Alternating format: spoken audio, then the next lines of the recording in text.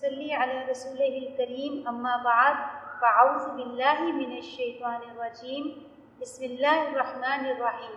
کلی کرنا اور ناک میں پانی کھینچ کر ناک کو جھاڑنا، تو اس سے چہرے اور منہ اور ناک کے نتنوں کے گناہ جھڑتے ہیں۔ یہ مسلم کی روایت ہے۔ یعنی پانی پہلے ناک میں کھینچنا، کون سے ہاتھ سے کیا پانی ڈالیں گے؟ رائٹ ہینڈ سے۔ یہ رائٹ ہینڈ سے ناک میں پانی کھینچنا، ہلکا سا ناک کو کھینچنا اس کے ساتھ، سانس کے ساتھ، اور پھر یہ ہاتھ سے ناک کو جھاڑنا، سمجھ گئے؟ یہ ہاتھ سے لیفٹ ہینڈ سے ناک کو جھاڑنا اور رائٹ ہینڈ سے پانی ڈالنا۔ تو اس کے کیا فائدے ہیں؟ کیونکہ اکثر ہم ڈالتے ہیں لیکن کھینچنے کو اتنی توجہ نہیں کرتے۔ اس سے چہرے سے، منہ اور ناک کے نتنوں کے گناہ جھڑ جاتے ہیں، اور بہت سے سائنٹیفکلی بھی بہت سے فائدے ہیں اس کے، یعنی ناک میں پانی چڑھانے کے۔ اور اس کے بارے میں ایک حدیث ہے کہ وضو، آپ صلی اللہ علیہ وسلم نے فرمایا، وضو فرشتوں کی دعاؤں لینے کا ذریعہ ہے۔ آپ صلی اللہ علیہ وسلم نے فرمایا، ابو ہریرہ روایت کرتے ہیں کہ جو آدمی باوضو رات گزارتا ہے، یعنی سونے سے پہلے وضو کرنا اور ہر نماز کے لیے وضو کرنا، کس کا ذریعہ ہے؟ فرشتوں کی دعاؤں کا۔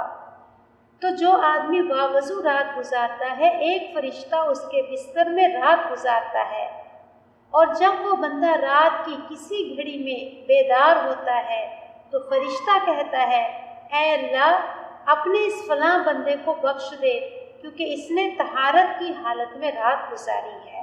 یعنی ہم سب کو باوضو ہر نماز کے لیے بھی کرنا چاہیے تازہ وضو، اور سونے سے پہلے بھی وضو کی پابندی کرنی چاہیے، اس کے فرشتوں کی دعاؤں کا ذریعہ ہے۔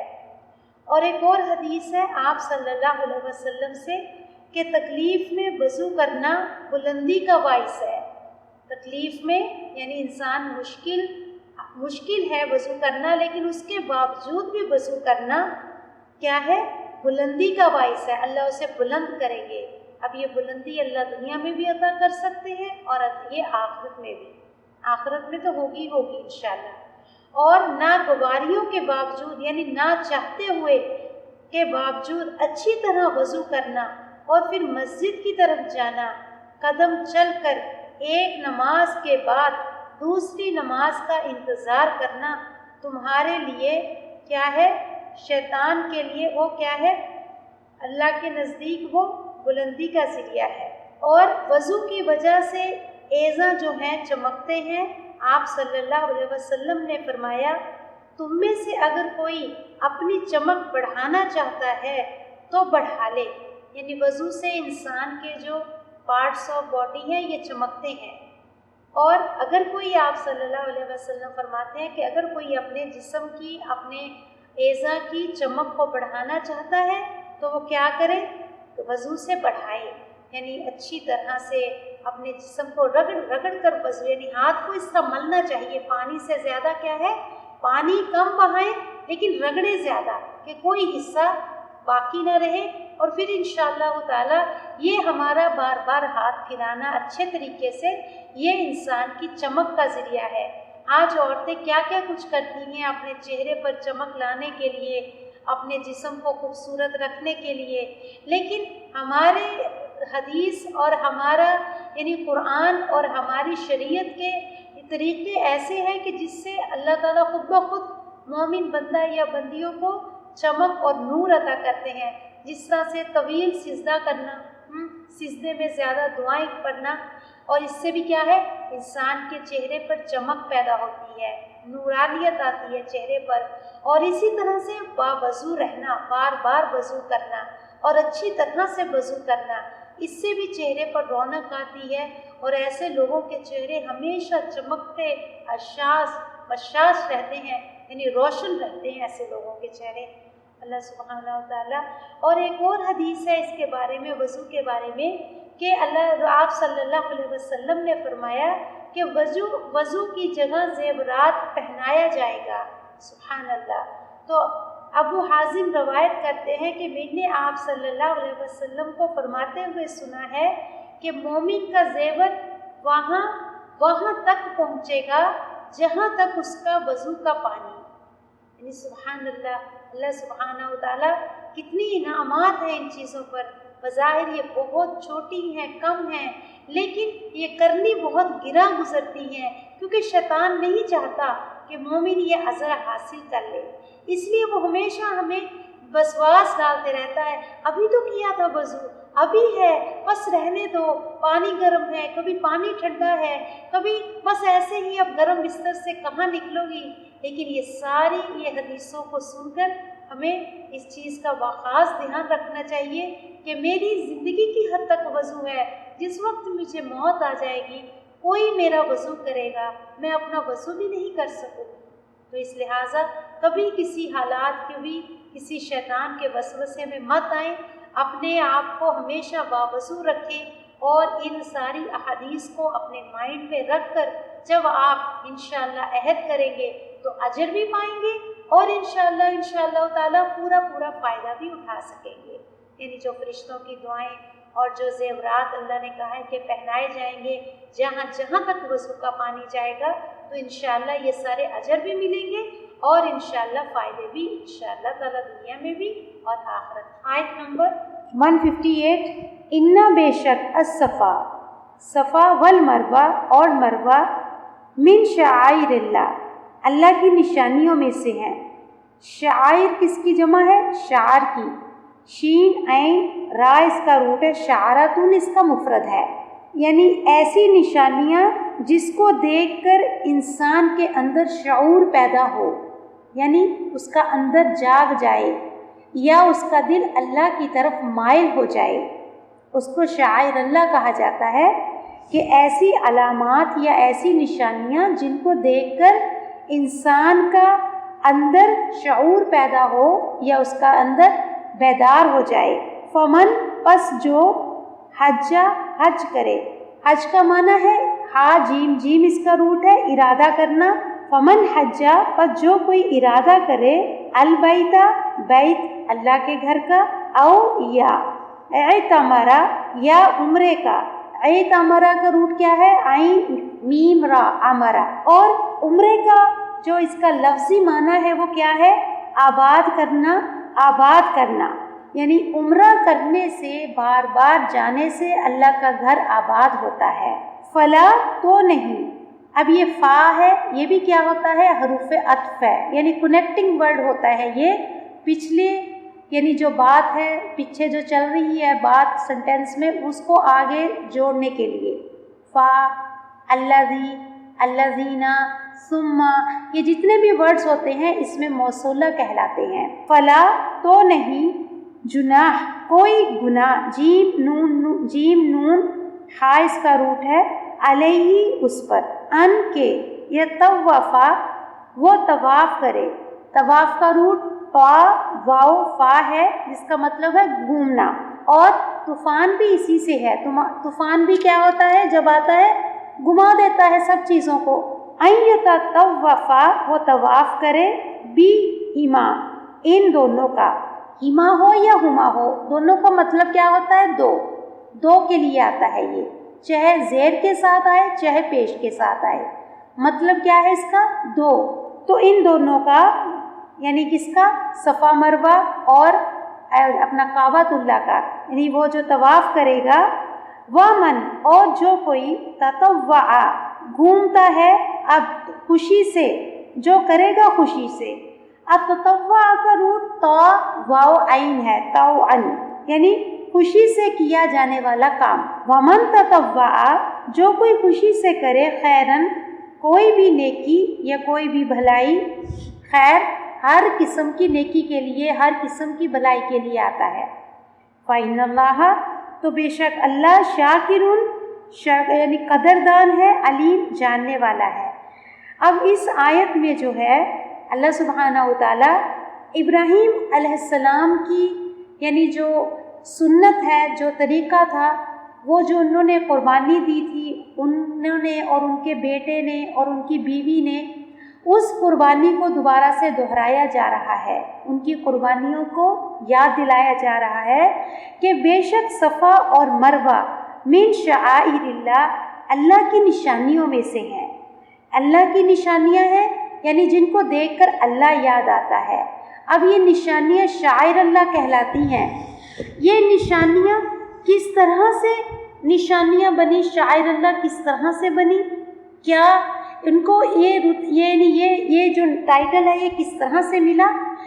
یہ قربانیوں کے بعد، یعنی ابراہیم علیہ السلام کی قربانی اور ان کی بیوی ہاجرہ رضی اللہ تعالیٰ عنہ کی جو قربانی تھی، اس کے بعد اللہ سبحانہ و تعالیٰ نے اس جگہ کو یہ درجہ دیا، یعنی یہ مقام اس کو ملا کہ اللہ تعالیٰ نے ان سے پہلے، اب جب ابراہیم علیہ السلام اپنی بیوی ہاجرہ کو اور اپنے بچے کو لے کر مکہ گئے تو وہاں پر کیا تھا؟ بے آباد، ویران تھا، اس وقت کچھ بھی نہیں تھا، وہاں پر کوئی نشان بھی باقی نہیں تھا، پوری طرح سے کعبہ اللہ جو ہے اس کے نشانات مٹ چکے تھے۔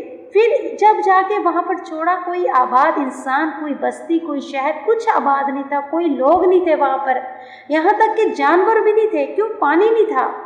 اور جس وقت آپ اپنے بیوی اور بچے کو وہاں پہ بٹھا کر گئے تو آپ جب پلٹے، آپ نے پلٹ کر دیکھا نہیں تھا، کیونکہ اللہ کا حکم نہیں تھا دیکھنے کا، صرف بیوی نے یہ پوچھا کہ کیا آپ ہمیں اللہ کے حکم سے یہاں چھوڑ کر جا رہے ہیں؟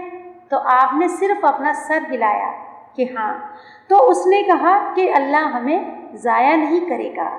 یہ سبحان اللہ، دیکھیں کہ ایک عورت کا کتنی بڑی ہمت کی داد ہے کہ کتنی بڑی بات کہی، ہم عورتوں کے لیے بھی کتنی بڑی حوصلہ افزائی کی بات ہے۔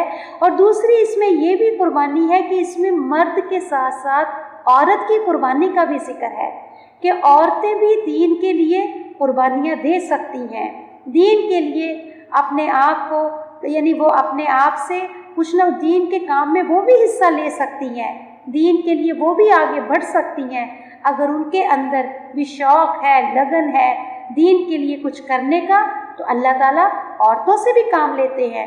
تو کتنی بڑی قربانی اللہ تعالیٰ نے ہاجرہ رضی اللہ تعالیٰ عنہ سے لی کہ انہوں نے اس بیابان بستی میں ان کو لے جا کر چھوڑا، اور پھر انہوں نے بھی صبر سے وہاں پر بیٹھی رہی، کوئی بات نہیں کہی، کوئی شکوہ نہیں کیا، کوئی سوال نہیں کیا، اور اس چیز پر صبر کیا کہ اگر اللہ کا حکم ہے تو اللہ ہمیں ضائع نہیں کرے گا۔ اور پھر اس کے بعد ابراہیم علیہ السلام جب چلے گئے اور جب پانی اور کھجور ختم ہو گئی تو آپ بچہ رونے لگ گیا۔ اب انہوں نے تو صبر کر لیا، لیکن بچہ کیسے صبر کرتا؟ تو جب بچہ رونے لگا، اس کے لیے جو ان کے پاس ہی جو 2 پہاڑیاں تھے، صفا اور مروہ، تو وہاں پر وہ چکر کاٹنے لگی تاکہ کسی انسان کو دیکھیں، کوئی پانی کا انتظام کرے۔ تو جب یہ چکر کاٹ رہی تھی تو 7 چکر ہوئے تھے کہ اس وقت جب یہ واپس آئی تو 7 چکر ہو گئے تھے جس وقت انہوں نے فرشتے کو وہاں پر دیکھا۔ پھر وہاں پر زمزم کی، سمجھ لو انہوں نے فرشتے کے حکم، یعنی فرشتے نے وہاں پر مارا، اور وہاں سے جہاں ابراہیم علیہ السلام، اسماعیل علیہ السلام لیٹے ہوئے تھے، وہاں سے زمزم کا پانی نکلا۔ تو اللہ تعالیٰ اس نشانی کو یہاں پر ڈسکرائب کر رہے ہیں، ہم سب کو یاد دلا رہے ہیں کہ ان کی اس نشانی کو، ان کی اس قربانی کو یاد کرو، ابراہیم علیہ السلام کی۔ تو ہم سب کو بھی کیا مورل ہے کہ جب بھی حج عمرے پر جائیں یا کبھی بھی ان جگہوں کو دیکھیں یا کبھی کسی طرح سے بھی فوٹو پر یا نیٹ پر، تو اس وقت اس جگہ کی قدر کس سے کریں؟ اللہ کے ان بندوں سے، کہ انہوں نے اپنی کس طرح سے قربانیاں دی اور کس طرح سے انہوں نے دین کے لیے اپنا گھر بار چھوڑا، اپنی اولاد کو ایسی جگہ پر لے جا کر رکھا تاکہ ہمارے اندر بھی دین کے لیے کچھ کرنے کا شوق اور جذبہ پیدا ہو، اور ہم اپنی زندگیوں میں دیکھیں کہ ہم کیا کر رہے ہیں اللہ کے لیے۔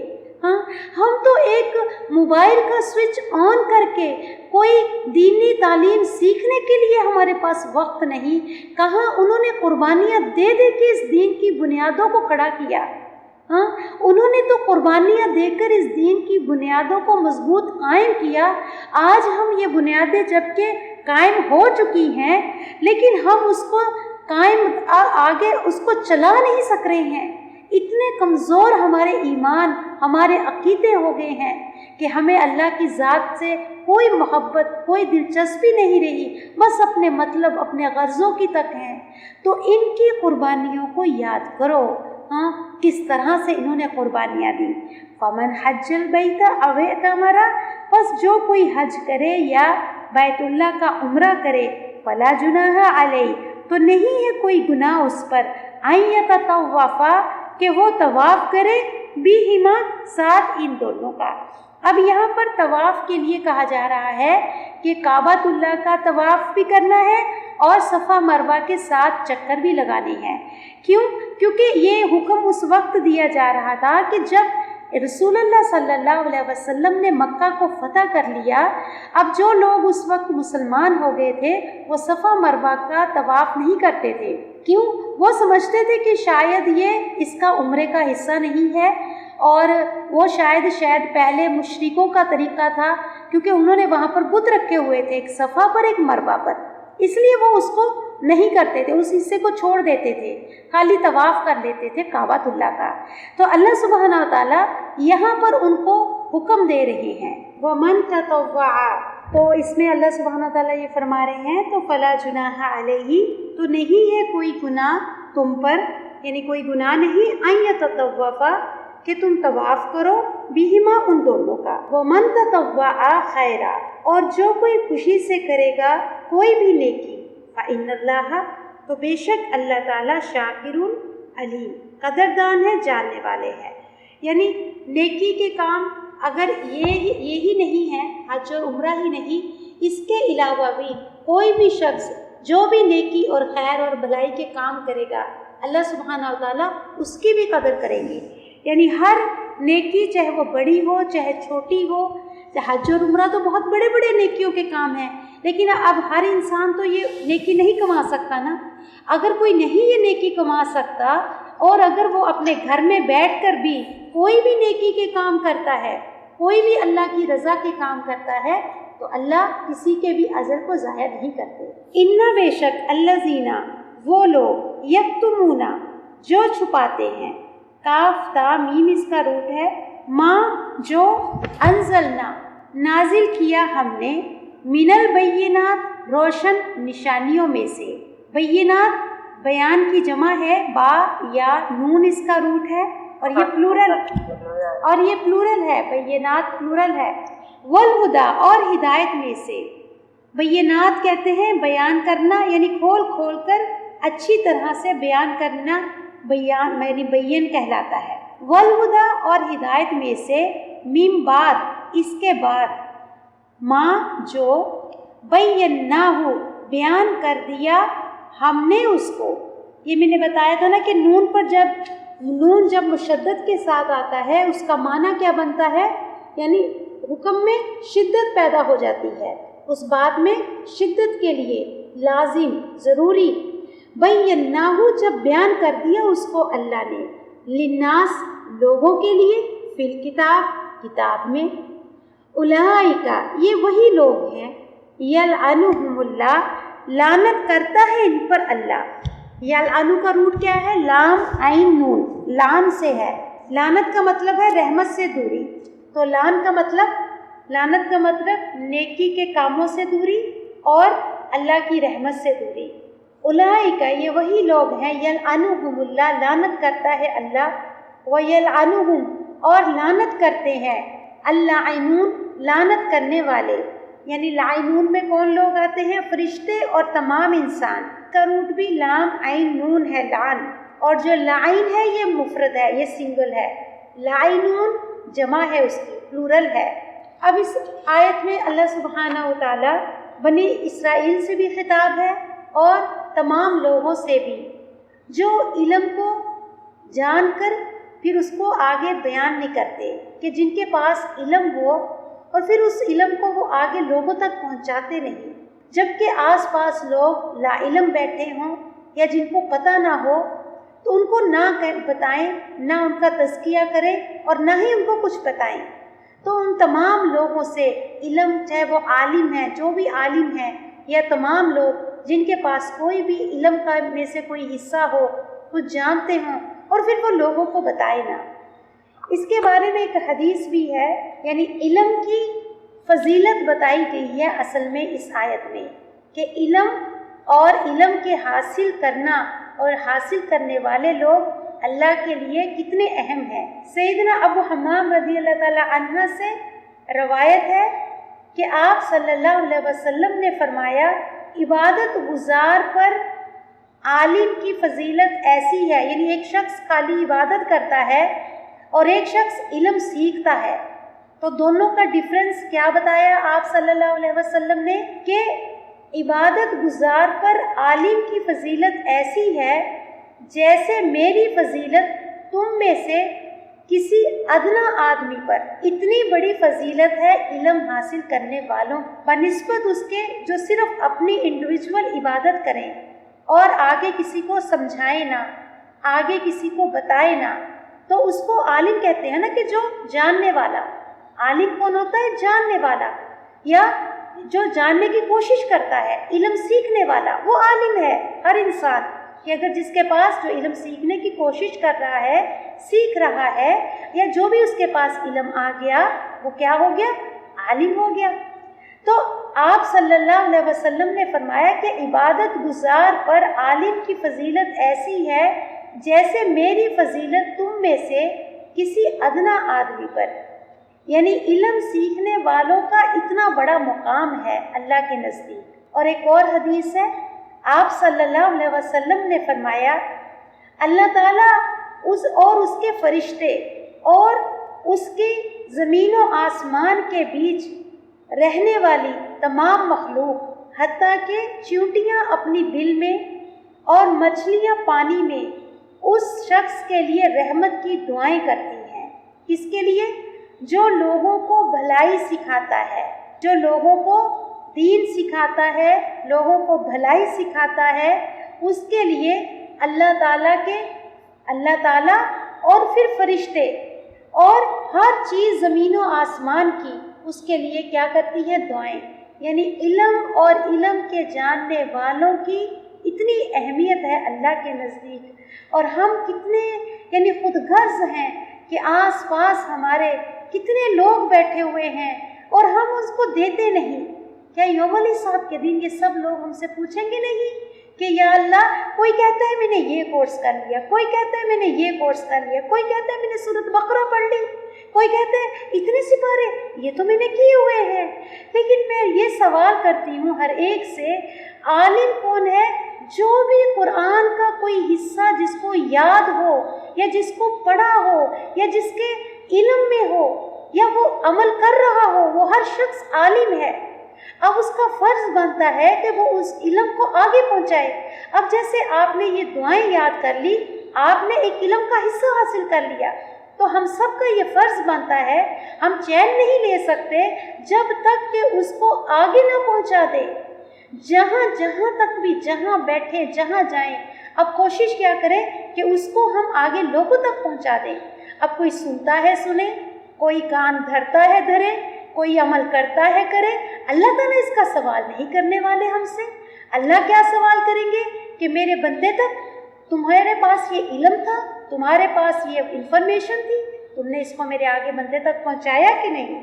تو اب علم کی اتنی بڑی فضیلت اس لیے بتائی جا رہی ہے آپ کو کہ جب علم اتنی بڑی، اسی لیے اس کے اوپر لعنت کی گئی ہے کہ علم کی اتنی اہمیت ہے، علم کا چھپانا اتنا بڑا جرم ہے کہ ایسے لوگوں پر اللہ اور اللہ کے فرشتے لعنت کرتے ہیں، اور تمام زمین و آسمان کی چیزیں اس بندے پر لعنت کرتی ہیں کہ جس کے پاس علم میں خیر میں سے کوئی بات ہو اور پھر وہ انتظار کرے موقع کا، ماحول کا، کوئی اچھا سٹیج بنے، کوئی اچھے انٹلیکچوئل لوگ آئیں، اچھے پڑھے لکھے لوگ آئیں، اب معمولی لوگوں کو میں بیٹھ کر سکھاؤں، یا پھر اب وہ اپنے آپ کو یعنی اس قابل، یا کوئی بہت بڑا سٹیج بنے، بہت لوگ آئیں، تو پھر انتظار کرتے ہیں اس کا بیٹھ کر۔ انتظار نہیں کرنا چاہیے، جو میسر آئے، جس کو آپ کچھ بتا سکیں،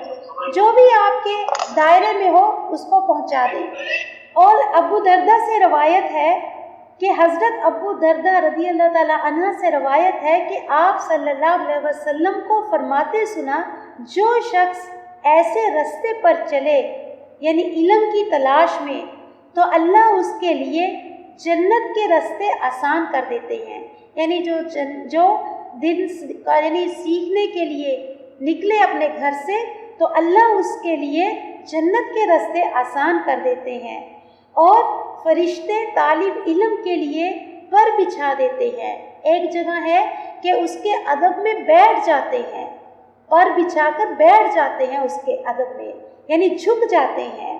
اور عالم کی فضیلت عابد پر ایسی ہے جیسے چاند کی سب ستاروں پر، یعنی جس کے پاس علم ہو اور اس کی فضیلت یعنی عابد پر۔ عابد کون ہے؟ عبادت گزار، جو صرف انڈیویجول اپنی عبادت کرتا ہے، کسی کو نہ برا نہ اچھا، کچھ نہیں کہتا، عبادت کر رہا ہے، لیکن وہ بھی اللہ کے پاس پکڑاؤ ہوگا۔ کیوں؟ آگے بتایا نہیں، اس نے بتانا بہت ضروری ہے۔ تو عالم کی فضیلت عابد پر ایسی ہے جیسے چاند کی سب ستاروں پر، اور علماء انبیاء کی وراثت کے حقدار ہیں، یعنی انبیاء جو چھوڑ کے جاتے ہیں، کیا چھوڑ کے جاتے ہیں؟ ان کی وراثت کیا ہے؟ علم، کتاب میں قرآن۔ اور اب جو اس علم کو حاصل کرنے کی کوشش کرتے ہیں وہ کون ہے؟ اس انبیاء کے ورثے کے وارث ہیں، جو اس میں سے کچھ حصہ حاصل کر لے۔ علم میں سے کچھ حصہ حاصل کرنا کیا ہے؟ انبیاء کی وراثت میں سے حصہ پانا۔ کون نہیں چاہتا ہم میں سے یہ کرنا؟ بہت بدبخت، بہت بد نصیب ہوگا جو کسی بھی علم کی محفل کو معمولی سمجھ کر چھوڑ دے، یا پھر علم کی اس کے اندر قدر نہ ہو، اہمیت نہ ہو، علم کو بھاؤ نہ دیتا ہو۔ تو علم کی اتنی فضیلت ہے اور عالموں کی کتنی فضیلت، اور پھر اس علم کی بنا پر اللہ نے کیا کہہ دیا؟ لعنت کہہ دی۔ اور اس آیت میں کیا کہا گیا ہے؟ اب اس آیت کو سمجھیے کہ یہ آیت کیا سمجھا رہی ہے ہمیں۔ ان الذین یکتمون، بے شک وہ لوگ جو چھپاتے ہیں۔ اب علم آ گیا، دعائیں، یہ بھی علم ہے۔ آپ کے پاس ڈگری آنا علم نہیں ہوتا، علم ہے کوئی حصہ بھی قرآن میں سے آپ کو سمجھ آ گیا، کوئی سورت بھی سمجھ آ گئی، کوئی دعا بھی سمجھ آ گئی، کوئی نماز کی دعائیں آپ کو پتہ چل گئی، وہ سب علم میں سے حصہ ہے۔ تو جب اس کے پاس آ جائے من البینات، روشن نشانیوں میں سے، یعنی علم کے تو بہت سے سورسز ہیں، لیکن مین سورس کیا ہے؟ قرآن۔ اب قرآن میں سے اگر کوئی حصہ تم کو سمجھ آ گیا، ہدایت میں سے کچھ تم نے پا لیا، من بعد بینہ، پھر اس کے بعد تم نے اس کو بیان نہ کیا، للناس، لوگوں میں، تم نے اس کو آگے لوگوں تک نہ پہنچایا، اولئک یلعنہم اللہ، تو یہ وہ لوگ ہیں جن پر لعنت کرتا ہے اللہ، ویلعنہم، اور لعنت کرتے ہیں لاعنون، یعنی کون ہے لاعنون یہاں پر؟ فرشتے، یعنی اللہ کی لعنت ہے اور تمام فرشتوں کی لعنت اور تمام لوگوں کی لعنت کا باعث بنتے ہیں ایسے لوگ کہ جن کے پاس قرآن میں سے کوئی بھی حصہ ان کو سمجھ آ جائے اور پھر اس کو آگے نہ پہنچائیں، بلکہ انتظار کرتے رہیں پوری طرح سے اچھا سرٹیفکیٹ آ جائے، میرے ہاتھ میں سند آ جائے، یا میں اور اچھا پرفیکٹ ہو جاؤں، اس کا انتظار نہیں کرنا، کیونکہ اس کے بارے میں حدیث بھی ہے کہ ایک بات بھی معلوم ہو جائے دین میں سے یا قرآن میں سے تو اس کو آگے پہنچا دو، یہ اس کا حق ہے۔ اللہ کے دین کا حق بتایا جا رہا ہے، اس کتاب کا حق بتایا جا رہا ہے کہ تم جس چیز سے مستفید ہو رہے ہو فوری اس کو کوشش کرو آگے پہنچانے کی۔ عالم بننے کا انتظار نہ کرو کہ پورا کچھ قرآن میں سے حصہ یاد کر لوں، بہت سی حدیثیں مجھ میں رٹ جائیں، مجھے عالم کا ڈگری مل جائے، عالم کا سرٹیفکیٹ مل جائے، یہ تو عالموں کا کام ہے۔ یہ نہیں ہے ایسا، بلکہ ہر اس انسان کا یہ کام ہے جو بھی علم کے ساتھ جڑا ہوا ہو۔ تو اس آیت سے ہم کو کیا سبق لینا ہے؟ اب ہم سے سیکھ اس آیت سے ہم کو یہی ملتی ہے کہ اب جو بھی علم دین میں سے ہم کو سمجھ آ جائے اس بات کو نوٹ ڈاؤن کیا کریں اور اس کے بعد اس پر عمل کی کوشش کیا کریں، اور پھر جہاں گئے، جس محفل میں گئے، جس سے بھی ملے اس کو وہ بات بتا دیا کریں۔ اب سامنے والا خوشی سے لے नाखुशी से ले, उसकी परवाह ना करे। वो आपको पसंद करे, आपको नापसंद करे, उसकी परवाह ना करे, लेकिन पैगाम पहुंचा दें, क्योंकि यौमल कहीं अल्लाह से लानत, एक बार अल्लाह की लानत होगी, फरिश्तों की लानत होगी, तमाम अंबिया की लानत, हर उस शख्स की जो अल्लाह से चाहने वाला है, उन तमाम लोगों की भी उसके ऊपर लानत का सबब न बन जाए। अल्लाह हम सबको इससे सीखने की तौफीक दे, और जो भी इल्म दीन हमने सीखा है उसको आगे पहुँचाएँ। ये उस इल्म का हक़ है, अल्लाह की किताब का हक़ है ये, कि उसको आगे पहुँचाएँ। सबसे पहले अपने घर से शुरू कर दें। अब जितनी दुआएं सीखी हैं, अब जितने कुरान में से जो आयतें समझ आई हैं, उनको टिक करें, उनको ऊपर गौर करें। फिर अपने घर में जब टेबल पे बैठें, खाने की मेज़ पे बैठें, सफ़र करें, या कभी इकट्ठे गैदरिंग गपशप हो रही है, चाय की टेबल पे बैठे हैं, तो कोई भी एक बात उसमें हल्की सी बयान कर दें। देखिए अल्लाह सुब्हानहू व तआला फलानी आयत में मुझे ये सिखाई है, लेकिन मुझे ये चीज़ पता नहीं थी, लेकिन मुझे बहुत इससे खुशी हुई, मुझे बहुत इससे सीखने को मिला। तो इस तरह से प्यार से बच्चों के साथ शेयर करें। अपने पोते पोतियां हैं या अपने बच्चे हैं जिनके, उनके साथ शेयर कर दें। बच्चे सुने ना सुने, लेकिन कानों में डाल दिया करें। जब भी फ़ोन करा करें बच्चों को, एक बात कोई ना कोई इल्म दीन में से पहुंचा दिया करें, और फिर उसके बाद अल्लाह से दुआ करते रहा करें, अल्लाह कबूल कर ले, हमें तौफीक दे दे, मेरी ज़बान को चुन ले कि मैं आपकी बड़ाई या आपका ज़िक्र सुनकर आगे बयान करने वाली भी बन जाऊँ, क्योंकि दुआएं भी करनी है, आगे पहुंचाने वाली भी बन जाऊं। अपने शौहरों से, बच्चों से, बेशक बहुत मुश्किल है शौहरों से बात करना या बच्चों से, लेकिन कोशिश ज़रूर करें, कोशिश ना छोड़े। ये सब अल्लाह के बंदे हैं, सब अल्लाह के मुताबिक दी हुई समझ के मुताबिक चल रहे हैं। अगर अल्लाह चाहेंगे, अल्लाह आपकी बात उनके दिलों में उतार देंगे, लेकिन कोशिश नहीं छोड़ना, चलते जाना है, कहते जाना है, धीरे धीरे एक एक कतरा ही क्यों ना हो डालते जाना है। बंजर से बंजर ज़मीन भी नरम हो जाती है जब कतरा कतरा कतरा उस पर गिरते जाता है। अपने बच्चों से शेयर करें ये सब दुआएं और ये सारी चीज़ें जो कुछ भी आपने सीखी हैं, और आगे जिस महफिलों में भी जाएं, चाहे आपको कोई पसंद करे या ना करे, हाँ, चाहे आपको आगे को लोग मौलाना का या कोई भी खिताब क्यों ना दे दें, देने दें, कोई बात नहीं।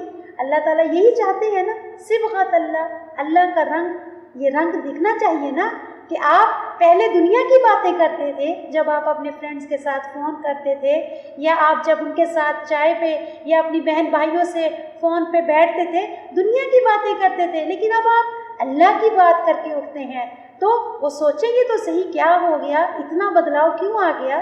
तो आना चाहिए, क्योंकि हर चीज़ का एक रंग आता है ना इंसान के ऊपर।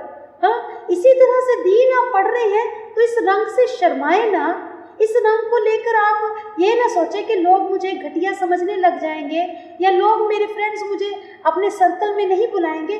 कभी ना सोचें ये, कोई ना कोई बात कर कर उठें, ये अहद कर लें अपनी ज़िंदगी का कि मैं जहाँ पर भी जाऊँ एक ना एक बात अल्लाह आपकी बड़ाई की कर कर उठूँ, या कोई ना कोई बात, कोई ना कोई दुआ बता कर उठूँ। अल्लाह ताला मुझे इस काम के लिए चुन ले, उसके लिए फिर दुआ भी करनी है।